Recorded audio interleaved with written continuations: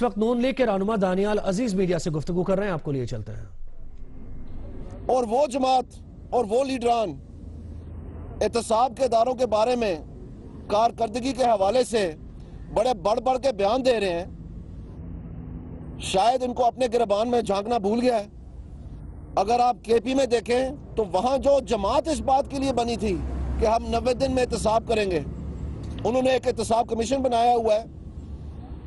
बड़े धूमधाम से बताया गया कि ये सलूशन है, ये हल है पाकिस्तान के मसाइल का। और उसमें जनरल हामिद साहब को उन्होंने खुद एक बहुत बड़ा तवील प्रोसेस करके बताया और उनको फाल किया और उस ओहदे पे बैठाया जो कि डायरेक्टर जनरल का है। उसके बाद जो इनका मौकफ है कि असल में जो बड़ी करप्शन होती है ऊपर वाली, उसका अगर सुराख निकाल लिया जाए तो फिर नीचे वाली करप्शन जो है खुद ब खुद खत्म हो जाती है। तो जब उन्होंने जनरल हामिद ने वो सुराख निकाल लिए इनके पीटीआई के लोगों के, इनके वजीरों के, इनके सेक्रेटरियों के, इनके महकमों के, तो फिर उन्होंने रातों रात उस कानून को तब्दील किया। उस चेयरमैन के तमाम इख्तियारात छीन लिए गए और ये शामिल किया गया उसमें, उस नए कानून में। आप देख लें, रिकॉर्ड की बात है कि जो भी इन्वेस्टिगेशन 120 दिनों में मुकम्मल नहीं हो पाएगी, उनको बेगुनाह तस्वर किया जाएगा जिनके ऊपर इल्जाम है।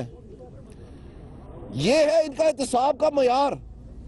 आप मुझे बताएं कि अगर मरकजी हुकूमत नैब ऑर्डिनेंस में अमेंडमेंट लाए जैसे कि पीटीआई लाई है और उसको तब्दील करके यही शिक जो है पीटीआई के एक्ट से रूबरू कॉपी कर कर वहां पर शामिल कर दे, तो क्या ये तमाम केसेस जो कोई 1970 का बता रहे हैं, जो कोई 1998 का बता रहे हैं, जो कोई 1988 का बता रहे हैं, क्या इनमें कोई सख्त रह सकती है, कोई वजूद रह सकता है?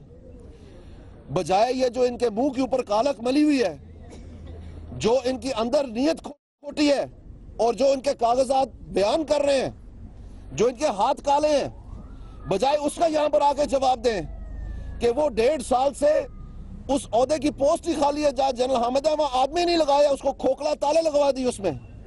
और बार बार पिछले 1.5 साल से हम ये बात पूछ रहे हैं कि वो केसों की लिस्ट हमें दी जाए जिनकी बिना पर ये मजबूर हो गए कि उसको फारग किया और ये ताले लगवा दिए गए। कौन से केसेस थे वो, क्या अमाउंट्स थी उनमें, क्या नाम है उनमें? ये बात नहीं बताते, यहां पर आके बड़ी बड़ी बातें करते हैं पीटीआई वाले। क्या ये हकीकत नहीं है?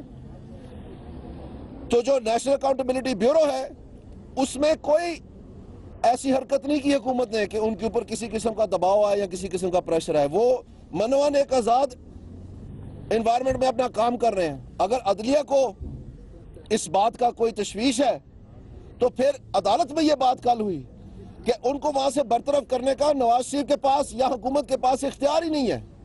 वो सिर्फ और सिर्फ national judicial commission in the like manner of a जज ऑफ द हाई कोर्ट उनको रिमूव किया जा सकता है। इसका मतलब है उनको बरतरफ करने का भी इख्तियार इधर ही है, इसी बिल्डिंग में है, इसी सुप्रीम कोर्ट के पास है।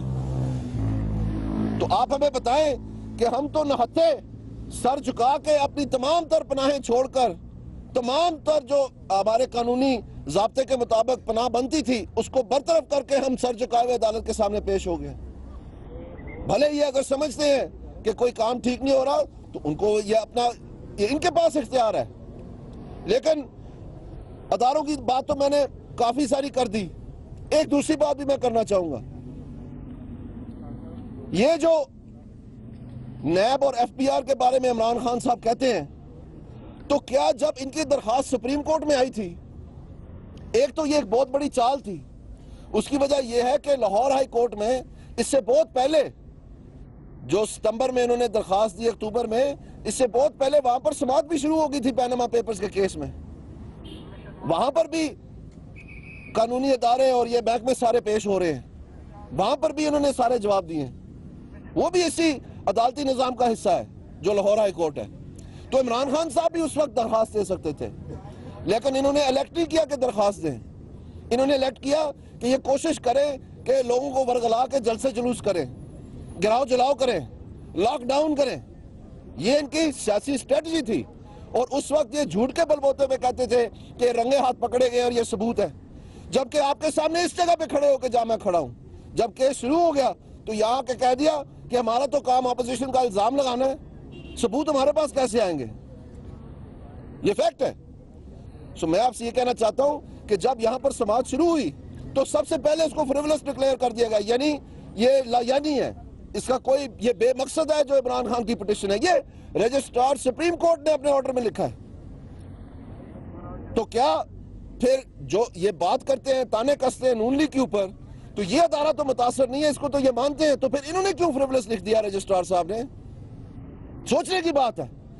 और जब उसकी हियरिंग हुई और यहां पर धमकियां देकर बच्चों को टीयर गैस के शेल मरवा के या काले शहद बांट के और खुद जो है कि तमाशा पतंगड़ बना करके तो ये केस जो है लगवा लिया गया और ये एक्सेप्ट हुआ, तो उसके बाद जमाली साहब के बेंच ने मुकम्मल आर्ग्यूमेंट सुने, पहले वकील के भी, हामिद खान के भी और स्टेपनी वकील के भी, और वो मुकम्मल आर्ग्यूमेंट सुनने के बाद उन्होंने कहा कि जी आप बताएं फिर मैं कमीशन बना दूं। इसकी क्या जरूरत पड़ती है? क्यों कमीशन बनाना पड़ता है? कमीशन इसलिए बनाना पड़ता है क्योंकि जिस चीज को ये सबूत कह रहे हैं वो सबूत नहीं है।